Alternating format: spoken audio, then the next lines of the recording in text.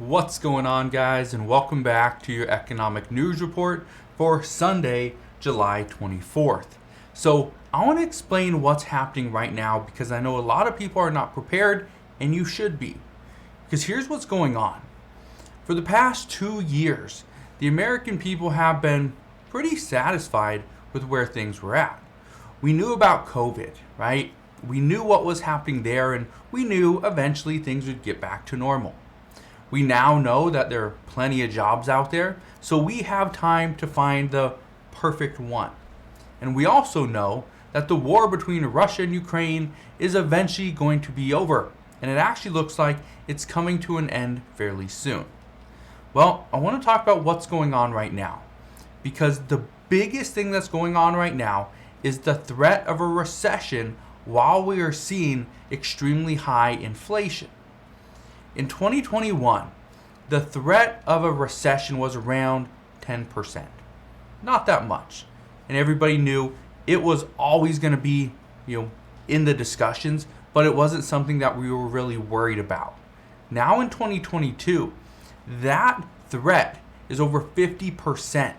And there is a chance, about 50% chance, we will dip into a recession by the end of the year, which is in just 161 days. That's crazy, because the problem right now is that what we're facing right now is just so many different things. There's almost too much to overcome. For instance, let's look at this. We are already hearing about companies sounding the alarm on layoffs. Many companies. We're seeing a lot of different tech companies just do complete hiring freezes, like Facebook, Microsoft, Google, right? They are not hiring anybody. Not only are companies not hiring people, they're also not giving wage increases. So if we are not going to see a wage increase at the same time we're seeing inflation tick up, that's a problem. But we're also seeing home sales completely plunge. Nobody wants to buy a home, because why would we buy a home when home prices are still fairly high? They're not dropping as fast as many would have expected, but what's not dropping it either, and is actually kind of going up, is their interest rate. So when interest went from 3% to 5%, it obviously added a bunch of additional costs to the home buyer. And for many, they actually can't afford a home at 5 or 5.5%. So again, it's a huge issue. But something else we're seeing right now, foreclosures. Foreclosures is not something that we've really discussed over the past couple of years. Because for one, we actually had forbearance, mortgage forbearance, where you could actually tell your lender, hey, sorry, due to COVID, I can't pay you back. And what would they do? They'd probably take your 30-year loan, add 10 years on top of it, you'd make it a 40-year loan, and then you'd pay less money, but you can pay it back a little bit later. You didn't even have to make payments for like 18 months. And so foreclosures were not a thing we saw in 2020 or 2021, but they're actually starting to pick up now. But here's another problem, and this somewhat ties into foreclosures, because when people can't make their rent payment or they can't make their mortgage, what do you think they also can't make? Their car payments. Right now, car repossessions are happening left and right. We're seeing repos all over the place. And you want to know why? Because what happened, and this is one of the reasons why many home buyers don't want to get into a home right now, is because what happened during the pandemic is car prices for used cars shot up. And why did they shoot up? Because there was no chips for the new vehicles. So you couldn't even get a new vehicle. So what was the next alternative? A used one. Well, let's say you bought a $15,000 car for $25,000 because, well, that was the price of the car. That was the best deal you could find. Okay, you are in it for $25,000, but it's a $15,000 car. Well, guess what? When you stop making payments just for, let's say, 2 months, for 60 days, you're behind. Guess what the bank is trying to do? The bank wants to get that car back as quickly as possible, especially in times like these, because they know if with this default drags on for an additional few months, the price of that vehicle could drop. The value could completely plummet.